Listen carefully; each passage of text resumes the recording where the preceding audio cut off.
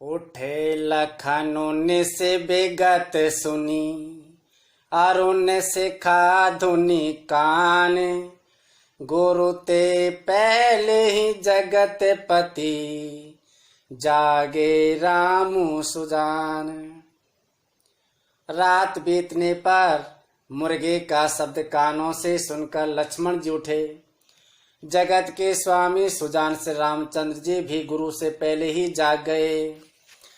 सकल सोच कर जाए नहाए, नित निबाहि मुनि सिर नाए। समय जान गुरु आयसु पाई, लेन प्रसून चले दो भाई। सब शौच क्रिया करके वे जाकर नहाए। फिर संध्या अग्निहोत्र आदि नित्य कर्म समाप्त करके उन्होंने मुनि को मस्तक नवाया। उनके पूजा की समय जानकर गुरु की आज्ञा पाकर दोनों भाई फूल लेने चले। भूपे बागोबर देखूं जाई, जह बसंत ऋतु रही लो भाई। लागे बेटा पे मनोहर नाना, बरन बरन बर बेल बिताना। उन्होंने जाकर राजा का सुंदर बाग देखा, जहाँ बसंत ऋतु लुभाकर रह गई हैं। मन को लुभाने वाले अनेक वृक्ष लगे हैं। रंग बिरंगे उत्तम लताओं के मंडप छाए हुए हैं। नवे पल सुमन सुहाई, निज संपत्ति सुर रोख ल जाए। चातक कोकिल कीर चकोरा, कुंजत बिहग नटत कल मोरा। नए पत्तों फलों और फूलों से युक्त सुंदर वृक्ष अपनी संपत्ति से कल्प वृक्ष को भी लजा रहे हैं। पपीहे, कोयल, तोते, चकोर आदि पक्षी मीठी बोल बोल रहे हैं और मोर सुंदर नृत्य कर रहे हैं। मध्य बागे सरु सोहे सुहावा, मनीषो पान विचित्र बनावा। विमल सलिलो सरसिज बहुरंगा, जल खगे कूजत गुंजत भृंगा। बाग के बीचों बीच सुहावना सरोवर सुशोभित है, जिसमें मणियों की सीढ़ियां विचित्र ढंग से बनी हैं। उसका जल निर्मल है, जिसमें अनेक रंगों के कमल खिले हुए हैं। जल के पक्षी कलरव कर रहे हैं और भ्रमर गुंजार कर रहे हैं। बागु तड़ागु बेलो की प्रभु, हर से बंधु समेत। परम राम आराम यह, जो राम ही सुख देते। बाग और सरोवर को देखकर प्रभु श्री रामचंद्र जी भाई लक्ष्मण सहित हर्षित हुए। यह बाग वास्तव में परम रमणीय है, जो जगत को सुख देने वाले श्री रामचंद्र जी को सुख दे रहा है। चाहूं दिस चिताई पूछे माली गने, लगे लेन दल फूल मुदित मन। चारों ओर दृष्टि डालकर और मालियों से पूछकर वे प्रसन्न मन से पत्र पुष्प लेने लगे। तेहि अवसर सीता तेहि आई, गिरिजा पूजन जननी पठाई। तेहि अवसर सीता तेहि आई, गिरिजा पूजन जननी पठाई। उसी समय सीता जी वहां आई। माता ने उन्हें गिरिजा पार्वती जी की पूजा करने के लिए भेजा था। संग सखी सब सुभग सयानी, गावही गीत मनोहर बानी। सर समीप गिरिजा गृह सोहा, बरनिन जाई देखे मनु मोहा। साथ में सब सुंदरी और सयानी सखियां हैं जो मनोहर वाणी से गीत गा रही हैं। सरोवर के पास गिरजा जी का मंदिर सुशोभित है जिसका वर्णन नहीं किया जा सकता, देखकर मन मोहित हो जाता है।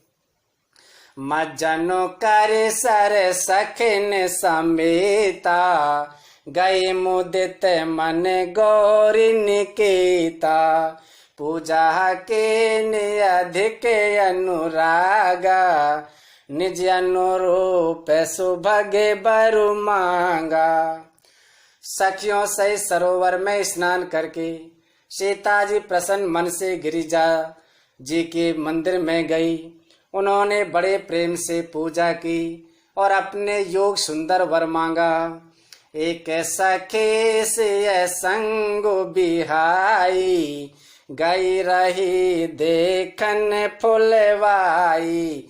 तेहि दो बंधु बिलो के जाई, प्रेम में बेबस सीता पहियाई। एक सखी सीता जी का साथ छोड़कर फुलवाड़ी देखने चली गई थी। उसने जाकर दोनों भाइयों को देखा और प्रेम में विवल होकर वह सीता जी के पास आई। तासु दशा देखी सखिन, पुलक गात जलु नैन। कहु कारणु निज हरस करे, पूछई सब मृदु बैने। सखियों ने उसकी दशा देखी कि उसका शरीर पुलकित हो रहा है और नेत्रों में जल भरा है। सब कोमल वाणी से पूछने लगी कि अपनी प्रसन्नता का कारण बताइए। देखने बागो कुंवर दो आए, बै किशोर सब भांत सुहाए। श्याम गौरे के में कहो बखानी, गिराए नयन नयन बिनु बानी। उसने कहा, दो राजकुमार बाग देखने आए हैं, किशोर अवस्था के हैं और सब प्रकार से सुंदर हैं। वे सांवले और गोरे रंग के हैं। उनके सौंदर्य को मैं कैसे बखान कर कहूँ। वाणी बिना नेत्रों की है और नेत्रों के वाणी नहीं है। सुनने हारे से सब सखी सयानी, सियही अति उत्कंठ जानी। एक कयहि नृप सुत तियाली, सुने जे मुनि संग आए काली। यह सुनकर और सीता जी के हृदय में बड़ी उत्कंठा जानकर सब सयानी सखियां प्रसन्न हुई। तब एक सखी कहने लगी, हे सखी, ये वही राजकुमार हैं जो सुना है कि कल विश्वामित्र मुनि के साथ आए हैं। जिन निज रूप मोहनी डारी, किन्ने स्वे बस नगर नर नारी। बरनत छवि जह तह सब लोगु, अवश्य देखी यहीं देखन जोगु। और जिन्होंने अपने रूप के मोहिनी डालकर नगर के स्त्री पुरुषों को अपने वश में कर लिया है, जहाँ तहाँ सब लोग उन्हीं के छवि का वर्णन कर रहे हैं। अवश्य चलकर उन्हें देखना चाहिए, वे देखने ही योग्य हैं। तासो वचन अति सियहि सोहाने, दरस लागे लोचन यकुलाने। तासु वचन अति सियहि सोहाने, दरस लागे लोचन यकुलाने। उसके वचन सीता जी को अत्यंत ही प्रिय लगे और दर्शन के लिए उनके नेत्रकुला उठे। चली अग्र करे प्रिय सखी सोई, प्रीति पुरातन लखई न कोई।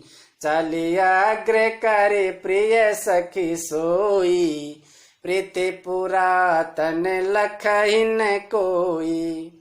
उसे प्यारे सखी को आगे करके सीता जी चली। पुरानी प्रीति को कोई लख नहीं पाता।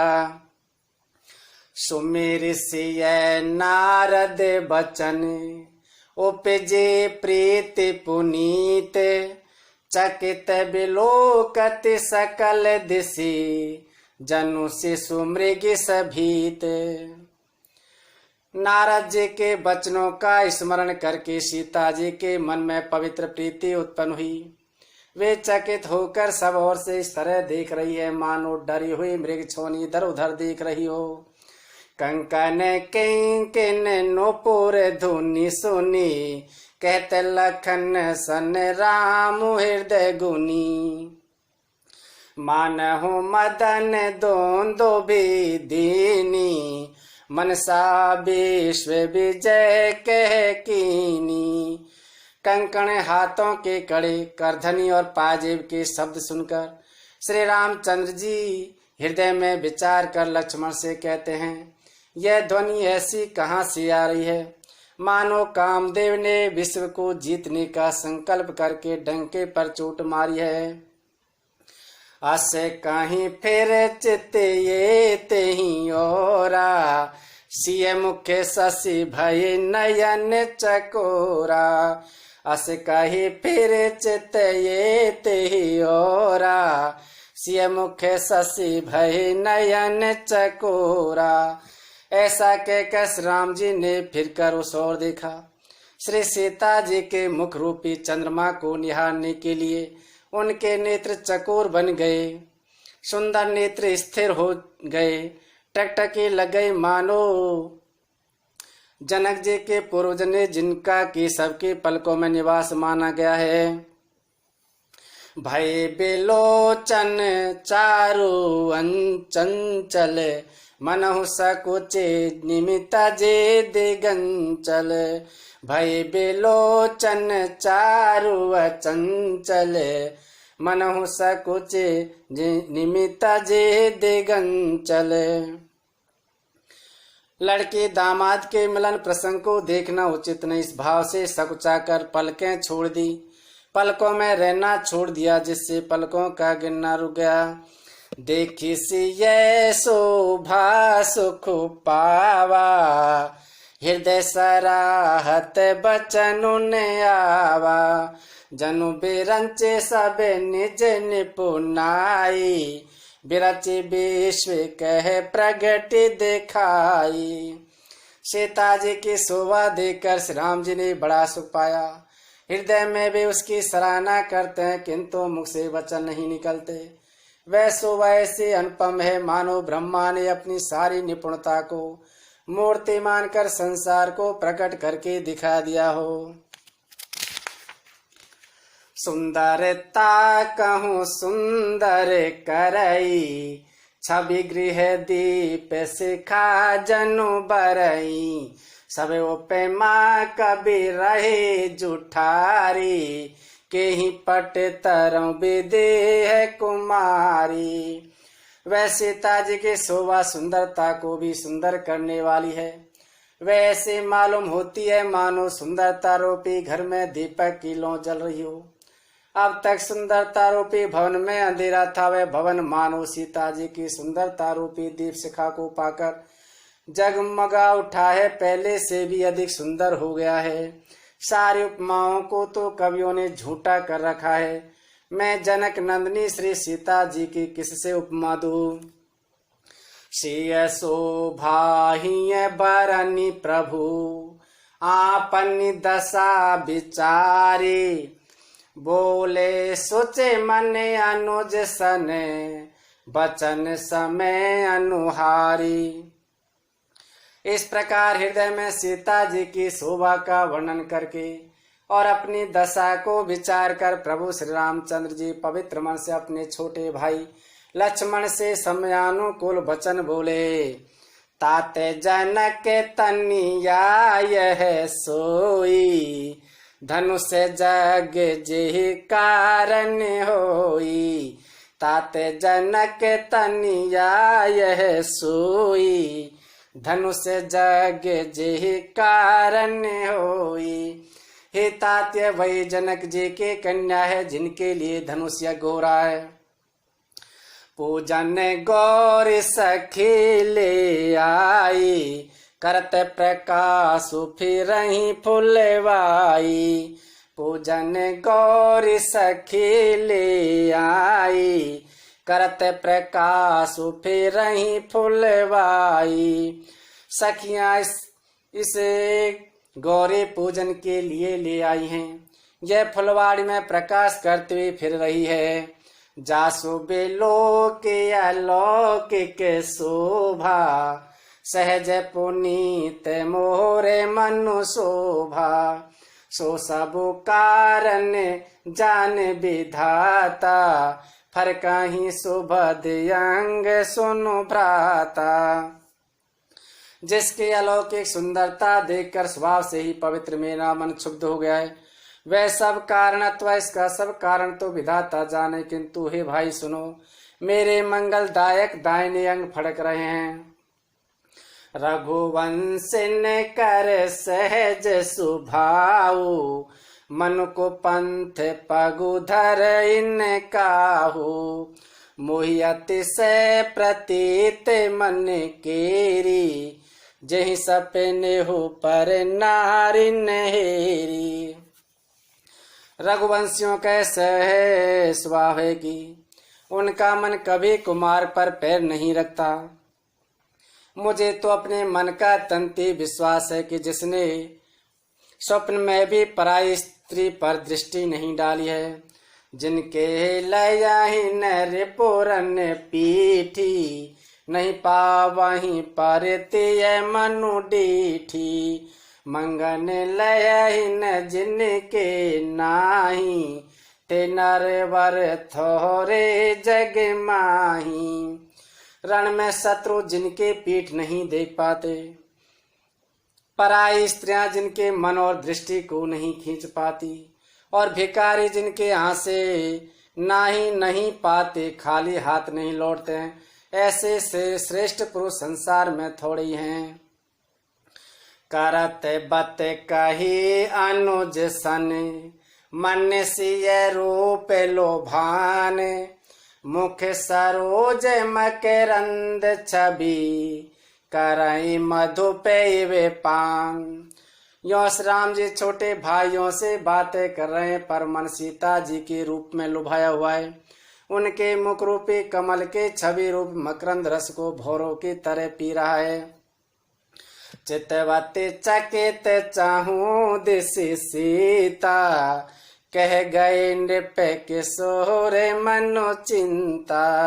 जह बिलो के मृग सावक नैनी, जनु तह बारिश कमल श्रित सित श्रेणी। सीता जी चकित होकर चारों ओर देख रही है।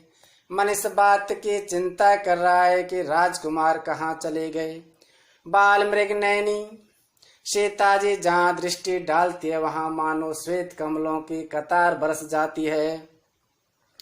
लता उठे तब सखिन लखाए, श्यामल गौर किशोर सुहाए। देखी रूप लोचन ललचाने, हर से जनो निज निधि पहचाने। तब सखियों ने लता के ओट में सुंदर श्याम और गौर कुमारों को दिखलाया। उनके रूप को देखकर नेत्र ललचा उठे। वे ऐसे प्रसन्न हुए मानो उन्होंने अपना खजाना पहचान लिया।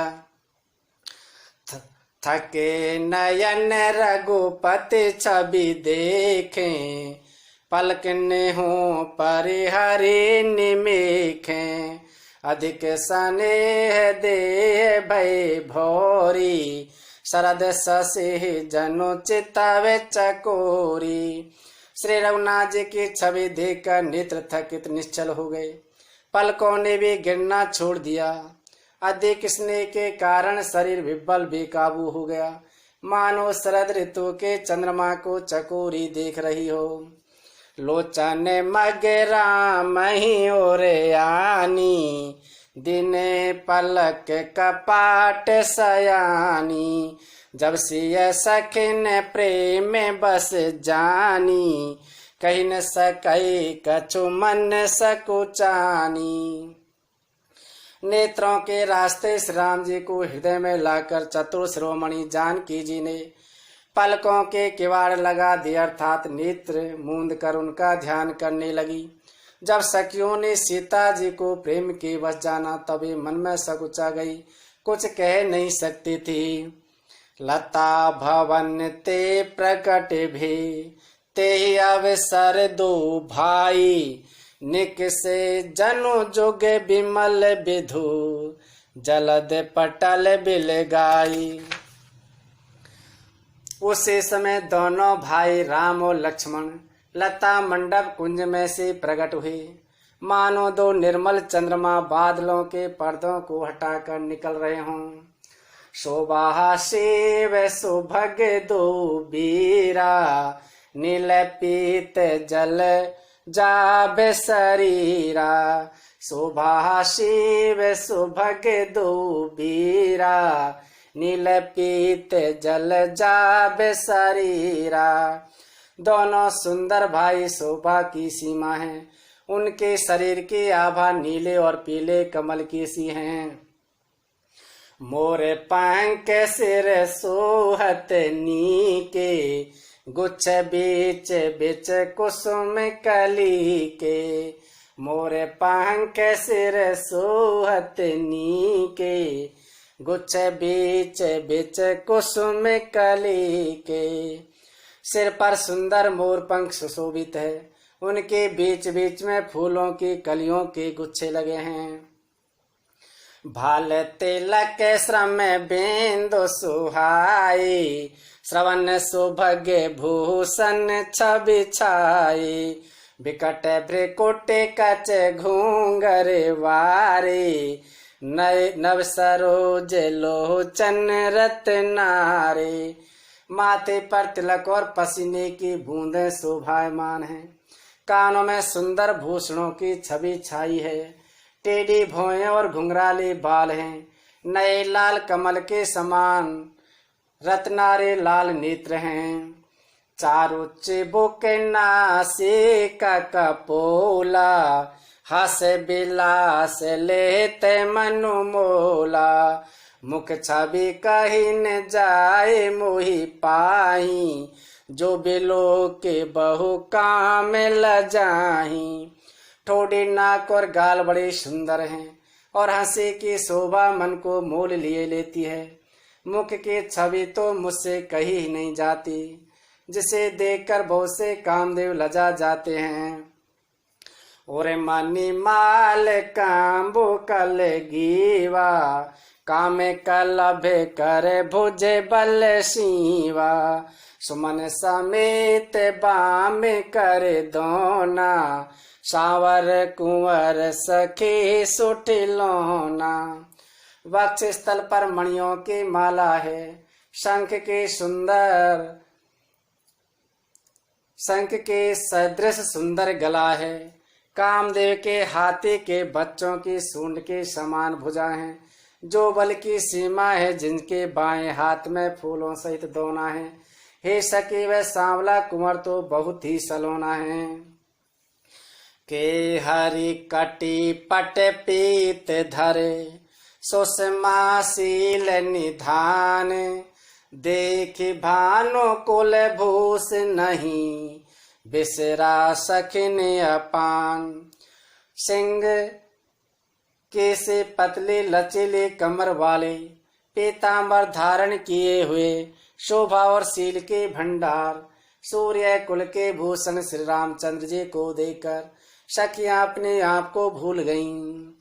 धरि धीरजो एक आलिसानी, सीता सन बोली गही पानी। धरि धीरजो एक आलिसयानी, सीता सन बोली गही पानी। एक चतुर सखी धीरज धरकर हाथ पकड़कर सीता जी से बोली, बहुरे गौर कर ध्यान करेऊ, भूपे किशोर देख किन लेहू। बहुरे गौर कर ध्यान करेऊ, भूपे किशोर देख किन लेहू। वो सीता जी से बोली, गिरजा जी का ध्यान फिर कर लेना, इस समय राजकुमार को क्यों नहीं देख लेती। सकोच से ये तब नयन उघारे, सन्मुख दो रघु सिंध निहारे। सकुच से ये तब नयन उघारे, सन्मुख दो रघु सिंह निहारे। तब सीता जी ने सच्चा कर नेत्र खोले और रघुकुल के दोनों सिंहों को अपने सामने खड़े देखा। नख से कह देख राम के शोभा, सो मेरे पिता पनु मनुवति शोभा। नख से कह देख राम के शोभा, सो मेरे पिता पनु मनुवति शोभा। तब सीता जी ने सच्चा कर नेत्र खोले और रघुकुल के दोनों सिंहों को अपने सामने खड़े देखा। नख से शिखा तक राम जी की शोभा देखकर और फिर पिता का प्रण याद करके उनका मन बहुत क्षुब्ध हो गया। परवश सखिन लखी जब सीता, भयउ गहरो सब कयहि सभीता। पुण्यायबो यही बेरिया काली, अस कही मन बेहसी के आली। जब सखियों ने सीता जी को परवश प्रेम के वश देखा, तब सब भयभीत होकर कहने लगी, बड़ी देर हो गई, अब चलना चाहिए, कल इसी समय फिर आएंगी। ऐसा कहकर एक सखी मन में हंसी। गूढ़ गिरा सुनि सिय सकुचानी, भयउ विलम्ब मातु भय मानी। धरी बाड़ी धीर राम रे आने, फिर अपनहु पितो बस जाने। धरी बाड़ी धीर राम रे आने, फिर अपन पहु पितो बस जाने। सखी की रहस्यमयी वाणी सुनकर सीता जी सकुचा गई। देर हो गई, जान उन्हें माता का भय लगा।